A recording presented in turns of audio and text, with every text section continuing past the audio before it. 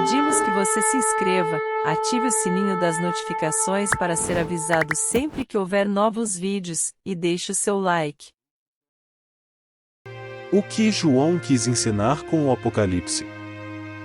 Revelação de Jesus Cristo, que Deus lhe deu, para mostrar aos seus servos as coisas que em breve devem acontecer, pois o tempo está próximo. Apocalipse 1, 1-3. Principais aspectos do livro do Apocalipse. São dois os principais aspectos desse enigmático livro. Não são relacionados a supostos códigos ou chaves secretas, ou a qualquer significado escondido por trás de seu sentido literal, ou ainda mesmo algum segredo, o qual Deus só revela a algumas pessoas iluminadas, escolhidas a dedo por Ele. Seus principais aspectos, porém, estão ligados diretamente para quem ele foi escrito e o seu significado temporal. Ele foi escrito para o seu tempo ou para o futuro?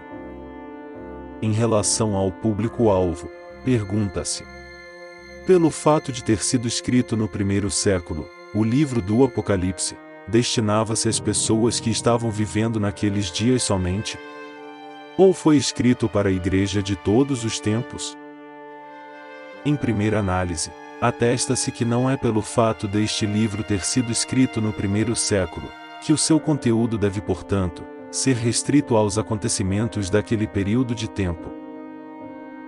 Os preteristas são estudiosos que tentam provar que todas as profecias do Apocalipse se cumpriram no primeiro século, com a queda de Jerusalém, pelos romanos. Sua maior dificuldade, no entanto, é provar que o livro foi escrito antes do ano 70 depois de Cristo, ano em que o general Tito invade Jerusalém e a põe abaixo. Nero, a besta do Apocalipse.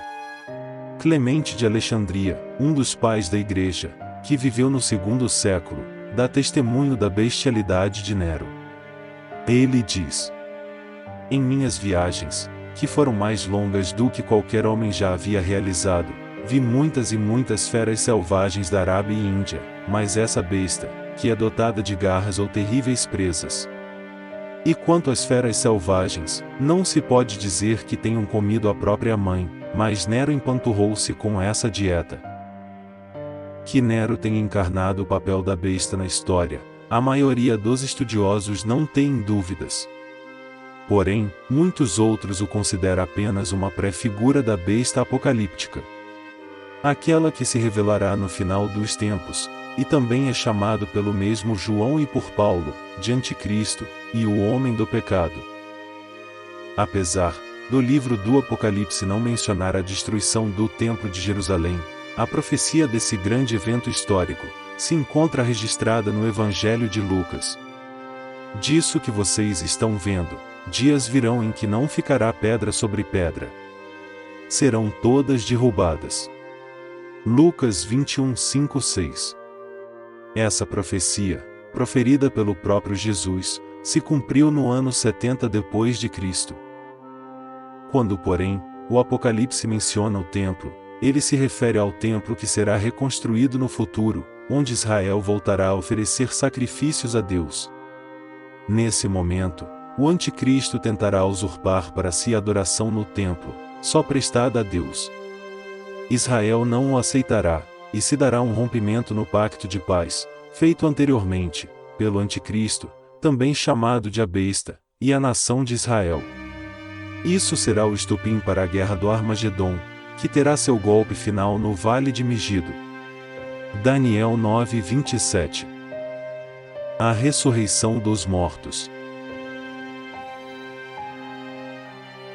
Pois dada a ordem, com a voz do arcanjo e o ressoar da trombeta de Deus, o próprio Senhor descerá do céu, e os mortos em Cristo ressuscitarão primeiro. 1 aos Tessalonicenses 4,16. A ressurreição dos salvos. Essa será a primeira ressurreição. Quando Jesus voltar, aqueles que morreram crendo e vivendo para Cristo, ressuscitarão primeiro, já com os seus corpos glorificados. Corpos totalmente livres, não somente da culpa e do domínio do pecado, mas também da sua presença. Serão corpos aperfeiçoados, transformados, capazes de entrar na glória de Deus e viver com Ele eternamente. A ressurreição dos perdidos. Haverá mais uma ressurreição. Porém, essa será bem diferente da primeira, pois será a ressurreição dos perdidos. Apocalipse 20, 13 ao 15. O mar entregou os mortos que nele havia.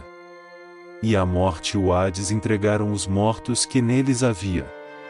E cada um foi julgado de acordo com o que tinha feito. Então a morte e o Hades foram lançados no lago de fogo. O lago de fogo é a segunda morte. Se o nome de alguém não foi encontrado no livro da vida, este foi lançado no lago de fogo. O milênio com Cristo. Em nossa abordagem, apresentaremos a corrente teológica chamada de pré-milenismo. Essa linha de interpretação defende que o milênio iniciará logo após o julgamento final, ou seja, aquele que lançará no lago de fogo o diabo, o anticristo e o falso profeta, bem como todos os que rejeitaram o evangelho de Cristo.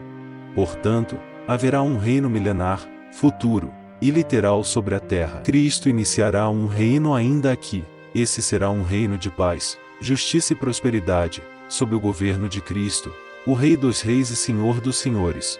Somente nesse período haverá plena paz mundial, pois Jesus é o príncipe da paz. Hoje, o reino está em nossos corações, e por enquanto, em nossa esperança, mas um dia ele será físico e real. Após o milênio, os salvos experimentarão um novo céu e uma nova terra. Será um novo estado de coisas. Algo nunca antes experimentado pelo homem. A Bíblia chama de Nova Jerusalém, a noiva de Cristo, que descerá do céu, e será a habitação da Igreja de Cristo eternamente. Apocalipse 21, 2. Agora, tudo será conhecido, veremos como somos vistos. Pois os servos de Cristo serão como os anjos do céu, e terão um novo corpo e uma nova mente. Lá não haverá mais choro, dor, doenças e muito menos a morte. Deus e seu povo jamais se separarão, mas passarão a eternidade juntos, onde os salvos continuarão aprendendo e se maravilhando de sua sabedoria inesgotável. Deus será tudo em todos. 1 aos Coríntios 15, 28.